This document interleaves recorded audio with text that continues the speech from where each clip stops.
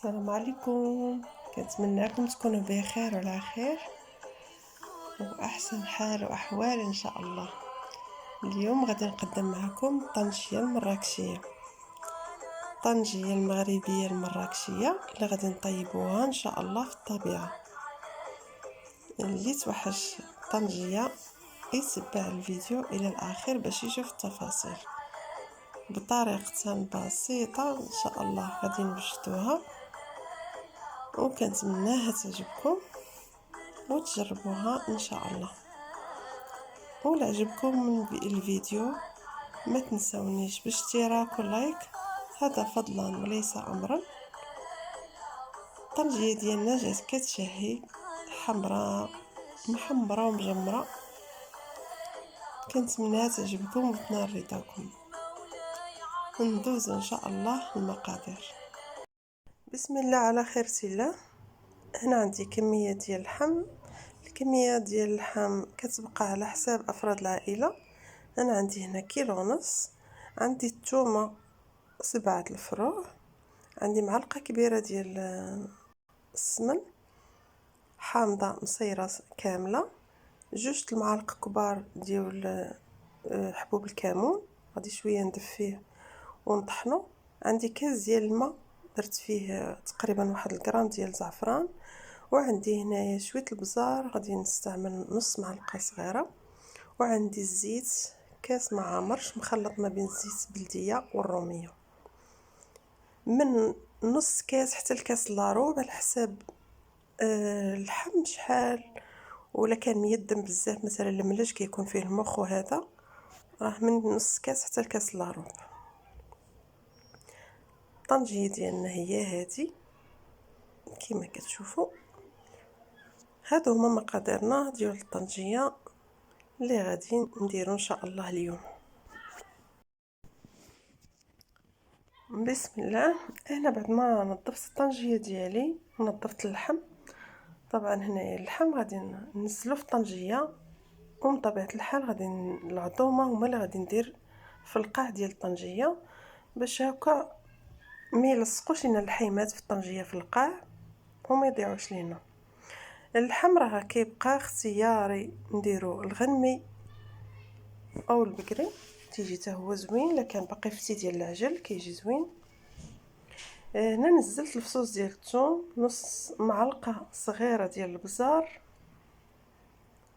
كنقطع الحامض المصير حتى هو على 4 وتنحيد ليه هادوك العظيمات ديالو باش ما تلقوش ليه المروره صافي. وكنديرو وقد ما زدنا اللحم كنضوبلو المقادير. المهم هاد القياس هذا اللي عطيتكم ديال الكيلو، قياس ديال الكيلو ونص جاني مزيان في الطنجيه.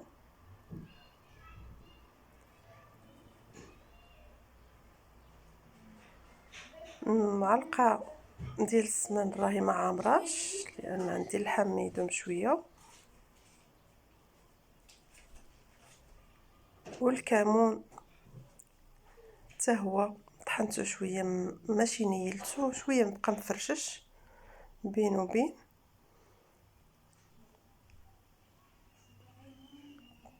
كيعطي واحد الطعم زوين في الطنجيه. وهنا كاس ديال الزيت مخلط حتى هو ما عامرش،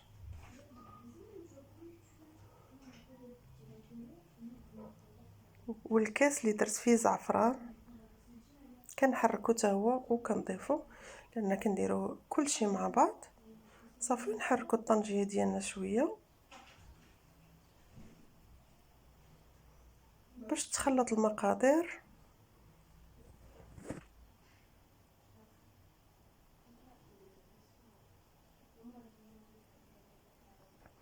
نحركو ونديرو القياس باش داك العظام ما طلعوش لنا الفوق، يبقاو دائما لتحت صافي. نسدو عليها، نديرو ورق المطبخ بحال هكا بواحد الخيط ونسدو عليها مزيان.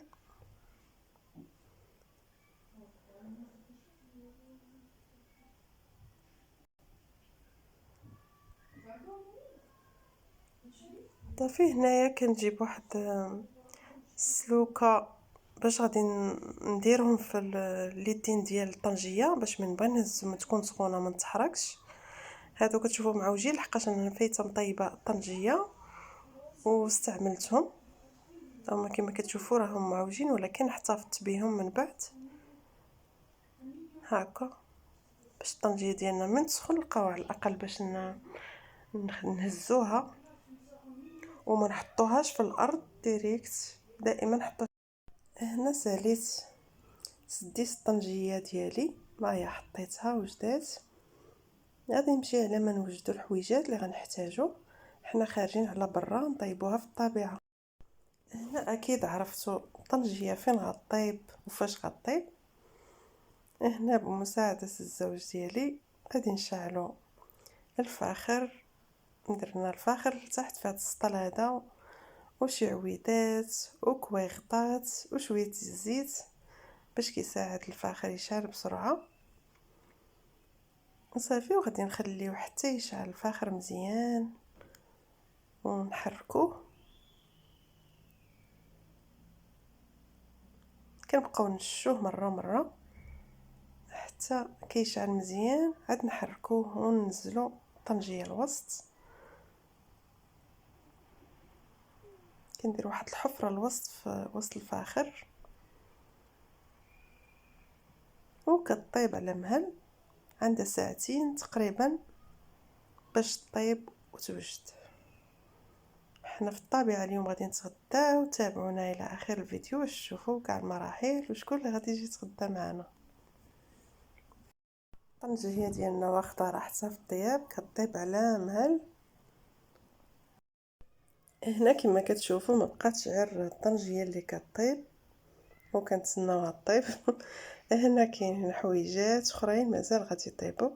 اختي جات من ورايا هي وصاحبتي وجابوا الخير خمير. مرحبا اللي جاب معاه.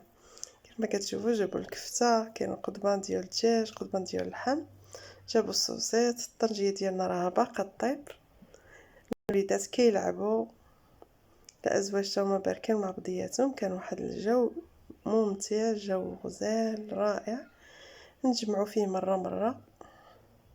هذا هو ما اجمل في هذه الخرجه. ومن كنشوفوا وليداتنا هكا فرحانين وكيلعبوا ناشطين مع بعضياتهم، واخا حنا كنعيشوا في غربه وبعدين على عائلتنا الكبيره، فكنحاولوا بيناتنا كنديروا عائله صغيره ونساجموا مع بعضياتنا، ومره نخرجوا ونزرعوا في وليداتنا من تقاليدنا شي حاجه. هنا دازو جوج سوايع. هنا غادي نقلب الطنجيه ديالي واش طابت. الطريقه الوحيده باش تعرفي الطنجيه واش طابت ملي كتبداي تحركي لقيتي دوك العظومه بروبيو تفصلوا على اللحيمات وكيعطيو الصوت، كتسمعيه بروبيو، فعرفي راه الطنجيه ديالك صافي وجدات. هنا انا حطيتها وما حطيتهاش على الارض كيف ما كتشوفوا، ضروري يكون شي حديد ولا شي حاجه. هنا الفاخر باقي شاعل، درنا فيه الكبده. هنا اختي كتشوي القضبان ديال اللحم وديال الدجاج. صافي كلشي راه طاب وجد. غادي نوجدو الغدا ديالنا، واخا راه في الخرجه كيتعطل شويه. هنا كنحرك باش نحط الطنجيه، نطلبوا من الله ما يحشمناش لان ما قلبتهاش قبل ما فكيتهاش. انا فكيتها معاكم دابا.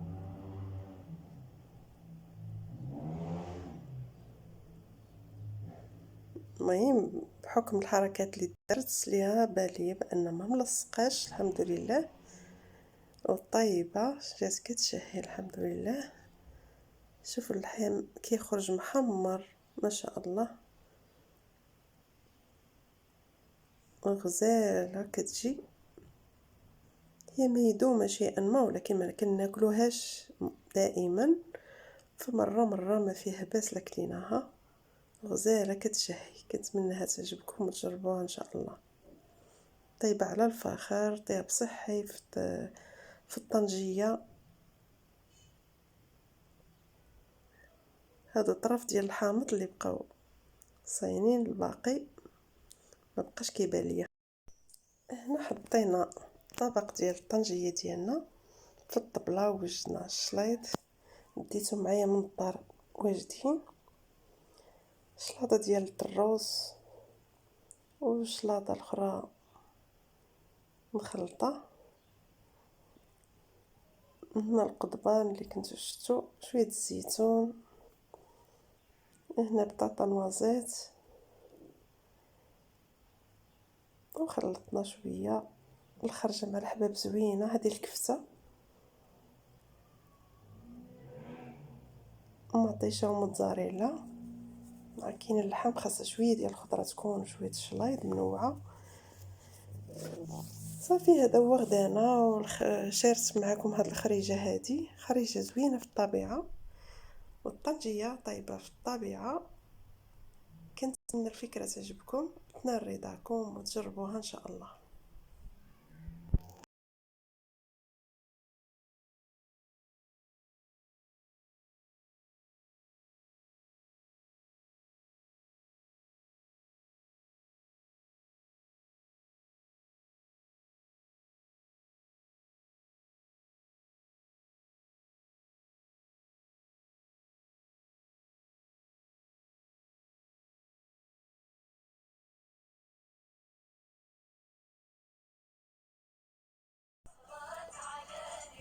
هنا بعد الغدا حطينا شويه ديال الديسير، شويه الحلوى، شويه مكسرات مع اتاي كبوتي. وهنا كنوصل معكم نهايه هذا الفيديو، كنتمنى يعجبكم وينال رضاكم، وشكرا على المتابعه، والى اللقاء فيديو قادم ان شاء الله. ما تنسونيش من لايك واشتراك فضلا وليس امرا.